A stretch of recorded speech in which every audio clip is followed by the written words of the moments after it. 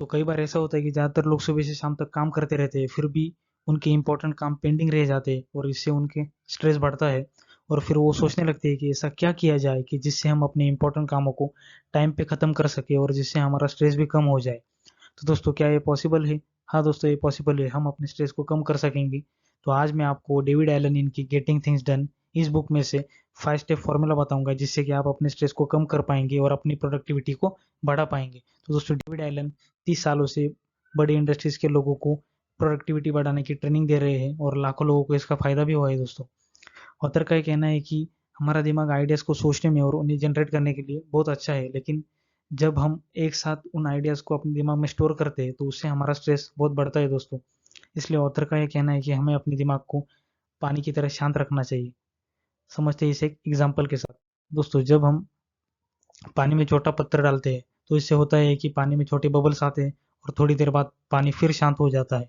और अगर हम पानी में बड़ा पत्थर डालते हैं तो पानी में बड़े बबल्स आएंगे और थोड़ी देर बाद फिर से पानी शांत हो जाएगा। तो दोस्तों इसका मतलब जितना हम इनपुट देते हैं उतना हमें आउटपुट मिलता है। ये सेम चीज़ दोस्तों हमारे दिमाग के साथ भी होना चाहिए। मतलब जो भी हमें काम है वो काम खत्म करने के बाद हमें रिलैक्स हो जाना चाहिए। लेकिन ज़्यादातर लोगों के दिमाग में अभी एक क्वेश्चन आया होगा कि ये होगा कैसे? तो दोस्तों जब हम लैपटॉप ओपन करते हैं तो लैपटॉप में अगर हम एक के बाद एक नए प्रोग्राम्स ओपन करते रहते हैं तो इससे होता है कि लैपटॉप धीमे चलने लगता है। और अगर हम बिना पिछले प्रोग्राम को बंद किए अगले प्रोग्राम्स ओपन करते रहते हैं तो इससे ये हो जाएगा कि या तो लैपटॉप हैंग हो जाएगा या उसके बाद लैपटॉप क्रैश हो जाएगा। ये सेम चीज़ हमारे दिमाग के साथ भी होती है दोस्तों। हम दिन भर में हमारे दिमाग में कितने आइडियाज़ कितने थॉट्स आते हैं, हम उनको सोचते रहते हैं और उनमें उलझ जाते हैं और इसकी वजह से हम अपने इम्पोर्टेंट कामों को ढंग से नहीं कर पाते। तो दोस्तों इस प्रॉब्लम का सोल्यूशन मैं आपको इस 5 स्टेप फॉर्मूला से बताऊंगा। फर्स्ट स्टेप है कैप्चर।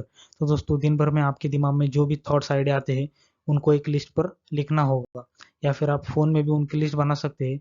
हाँ दोस्तों, लेकिन आपको इस लिस्ट को सेफ रखना होगा जिससे कि आप उसे आसानी से देख पाएंगे। दोस्तों इससे आप ये होगा कि आपका स्ट्रेस कम हो जाएगा और आप जो प्रेजेंट में आपके इंपॉर्टेंट काम है उन पर प्रॉपरली फोकस कर पाएंगे और इससे आपकी प्रोडक्टिविटी भी बढ़ेगी दोस्तों। सेकेंड स्टेप है प्रोसेस और क्लैरिफाई। तो दोस्तों जो भी आपके लिस्ट के काम है उनको आपको वन बाय वन क्लैरिफाई करना होगा।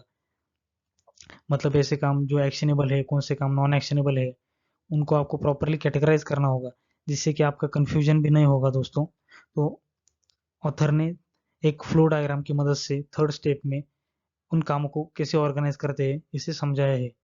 Third step organise. तो दोस्तों ऑथर ने जो हम हमारे काम का लिस्ट है उसे बास्केट बोला है। जो काम एक्शनेबल नहीं है वो इन 3 कैटेगरी में आएंगे। First trash.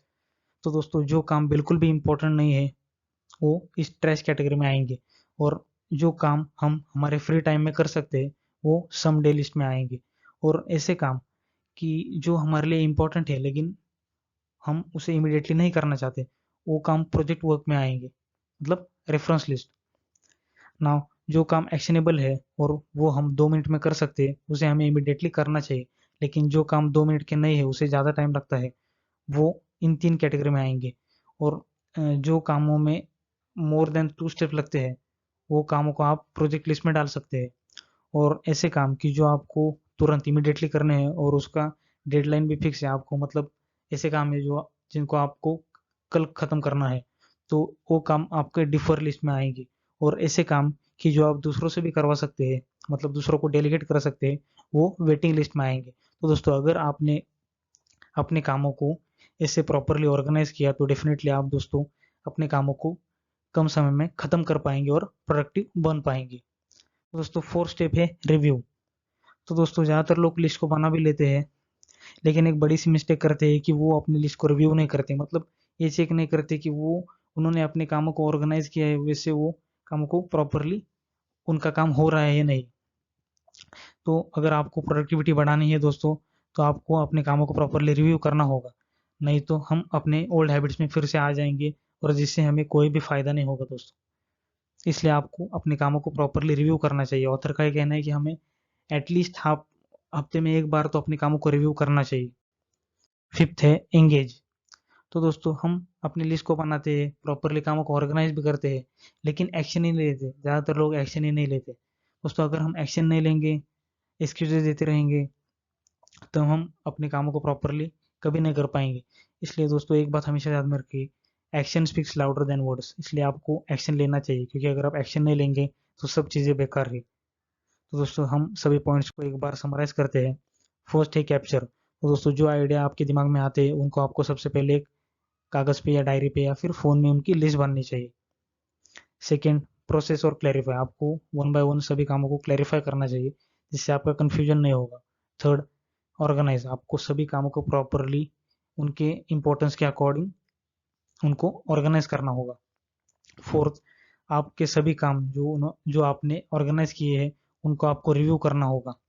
और फिफ्थ स्टेप, आपको एक्शन लेना होगा। मतलब आपने सब उन कामों को लिस्ट बना ली, उनको ऑर्गेनाइज किया, लेकिन आपको उन पे एक्शन लेना बहुत इंपॉर्टेंट है। तो दोस्तों अगर आपने सभी 5 स्टेप को अपने लाइफ में इम्प्लीमेंट कर लिया तो दोस्तों डेफिनेटली आप अपने कामों को कम टाइम में ख़त्म कर पाएंगे और अपनी प्रोडक्टिविटी को बढ़ा पाएंगे। तो दोस्तों अगर आपको ये वीडियो अच्छी लगी हो तो वीडियो को लाइक कीजिए, कमेंट कीजिए, अपने दोस्तों के साथ वीडियो को शेयर कीजिए, जिससे आपको आपसे वैल्यूबल नॉलेज कभी मिस नहीं होगा। Thanks for watching this video.